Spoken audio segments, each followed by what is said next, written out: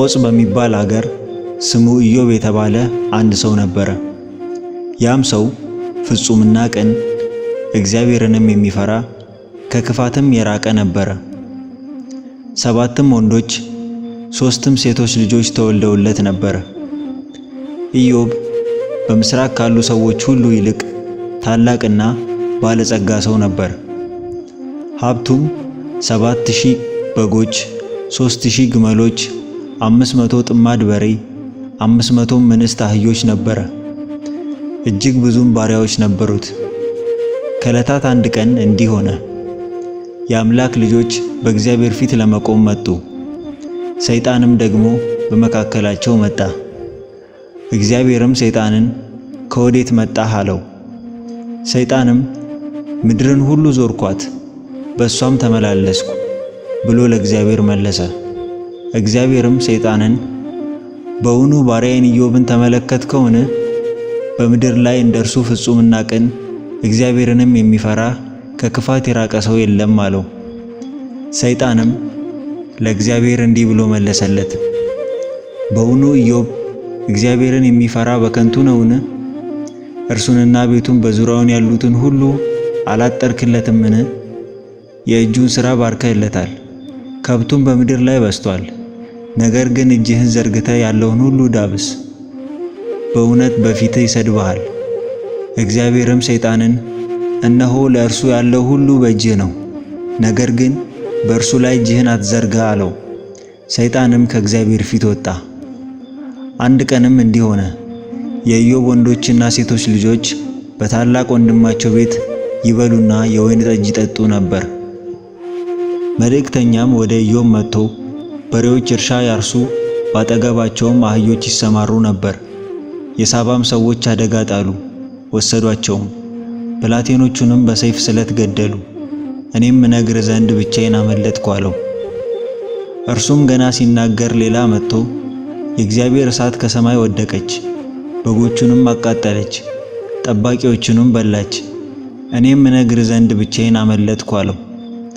እርሱም ገና ሲናገር ሌላ መጥቶ ከለዳውያን በ3 ረድፍ ተከፍለው በግመሎች ላይ አደጋ ጣሉ፣ ወሰዷቸውም፣ ብላቴኖቹንም በሰይፍ ስለት ገደሉ።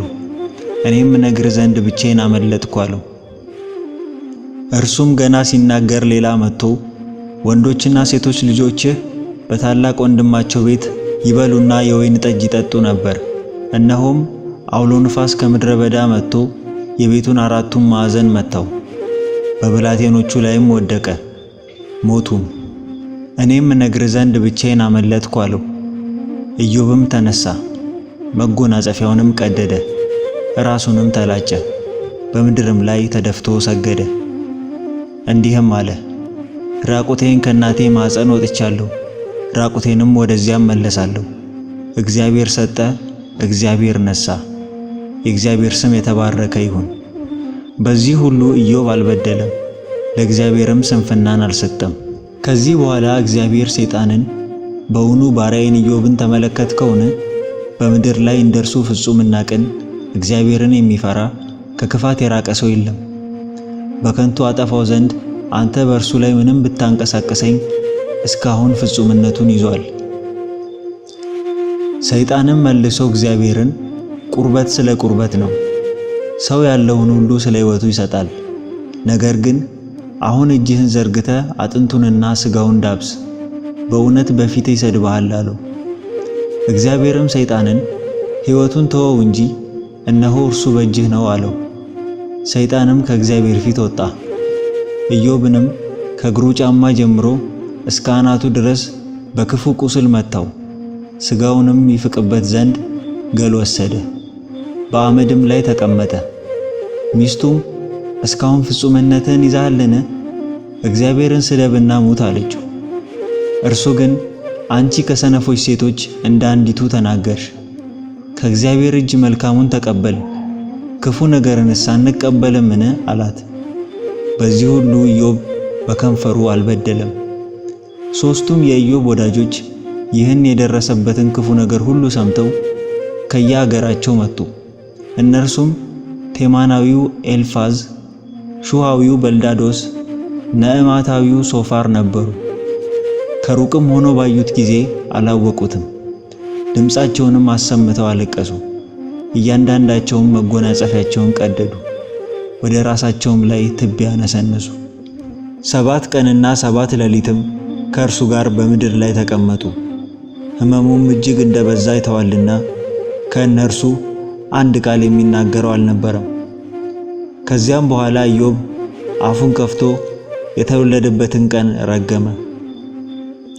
ኢዮብም መለሰ እንዲህ አለ፣ በመከራ ላሉት ብርሃን፣ ነፍሳቸው መራራ ለሆነችባቸው ሕይወት ስለምን ተሰጠ አለ።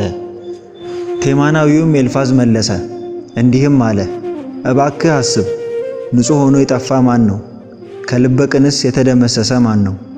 እኔ እንዳየሁ ኃጢአትን የሚያርሱ መከራንም የሚዘሩ ይህንኑ ያጭዳሉ በማለት የደረሰበትን መከራን በኃጢአት ጠንቅ መሆኑን ተናገረ። በልዳዶስ እና ሶፋርም በየተራ እየተናገሩ ወቀሳ አበዙበት። የደረሰበት መከራ በስውር ኃጢአተኛ በመሆኑ እንደሆነ በመክሰስ አላቋረጡም። ኢዮብም እንዲህ አላቸው፣ እናንተ ሁላችሁ የምታደክሙ አጽናኞች ናችሁ። በቃላችሁ የምታደቁኝ እስከ መቼ ነው? እኔን ግን የሚቤዠኝ ሕያው እንደሆነ በመጨረሻም ዘመን በምድር ላይ እንዲቆም ይህ ቁርበቴም ከጠፋ በኋላ በዚያን ጊዜ ከሥጋዬ ተለይቼ እግዚአብሔርን እንዳይ አውቃለሁ አለ። ይህንንም በማለት በእግዚአብሔር ያለውን መታመን መሰከረ።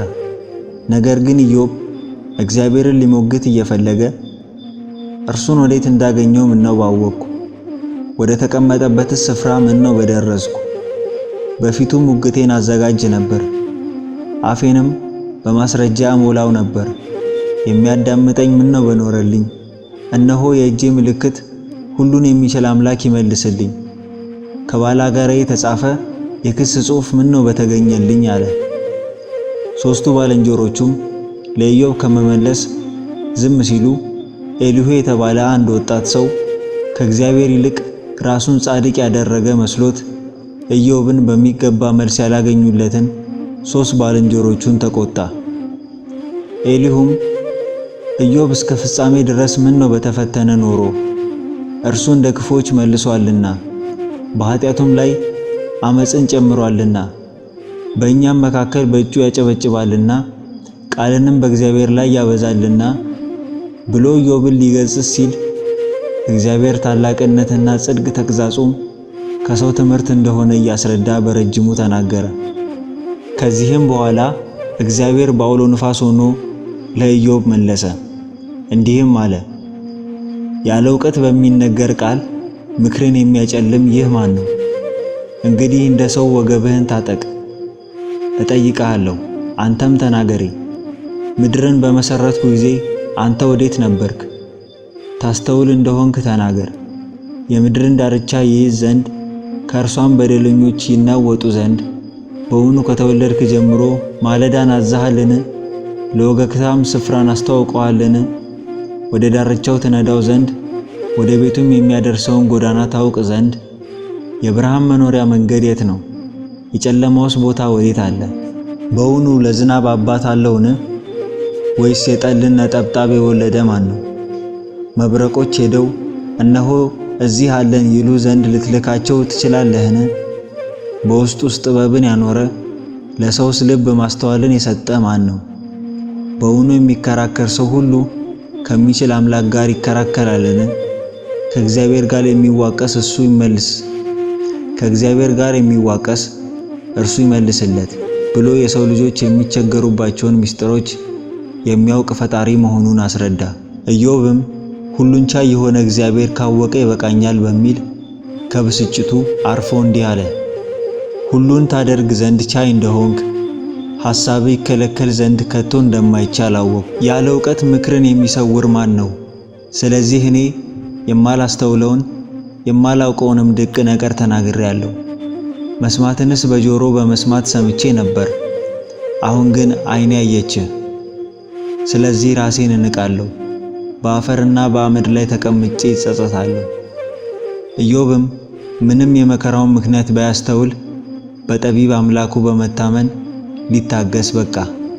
እግዚአብሔርም ይህን ቃል ለኢዮብ ከተናገረ በኋላ እግዚአብሔር ተማናዊውን ኤልፋዝን እንደ ባሪያዬ እንደ ኢዮብ ቅንን ነገር ስለኔ አልተናገራችሁምና ቁጣዬ በእናንተና በሁለቱ ባልንጀሮች ላይ ነዷል። አሁን እንግዲህ 7 ወይፈኖችና 7 አውራ በጎች ይዛችሁ ወደ ባሪያዬ ወደ ኢዮብ ዘንድ ሂዱ፣ የሚቃጠልንም መስዋዕት ስለ ራሳችሁ አሳርጉ፣ ባሪያዬም ኢዮብ ስለ እናንተ ይጸልያል አለው። እነርሱም ሄደው እግዚአብሔር እንዳዘዛቸው አደረጉ። እግዚአብሔርም የኢዮብን ፊት ተቀበለ። ኢዮብም ስለ ወዳጆቹ በጸለየ ጊዜ እግዚአብሔርም ምርኮውን መለሰለት። እግዚአብሔርም ቀድሞ በነበረው ፋንታ 2 እጥፍ አድርጎ ለኢዮብ ሰጠው። ቀድሞም ያውቁ የነበሩት ሁሉ ወደ እርሱ መጡ፣ በቤቱም ከእርሱ ጋር እንጀራ በሉ፣ ስለ እርሱም አዘኑለት። እግዚአብሔርም ካመጣበት ክፉ ነገር ሁሉ አጽናኑት። እያንዳንዳቸውም ብርና የወርቅ ቀለበት ሰጡት። እግዚአብሔርም ከፊተኛው ይልቅ የኋለኛውን ለኢዮብ ባረከ። 14,000 በጎች፣ 6,000 ግመሎች፣ 1,000 ጥማድ በሬዎች፣ 1,000 እንስት አህዮች ነበሩት። ደግሞም 7 ወንዶችና 3 ሴቶች ልጆች ሆኑለት። እንደ ኢዮብ ሴቶች ልጆች ያሉ የተዋቡ ሴቶች በአገሩ ሁሉ አልተገኙም። ከዚህም በኋላ ኢዮብ 140 ዓመት ኖረ። ልጆቹንና የልጅ ልጆቹንም እስከ 4 ትውልድ ድረስ አየ። ኢዮብም ሸምግሎ ዕድሜ ጠግቦ ሞተ።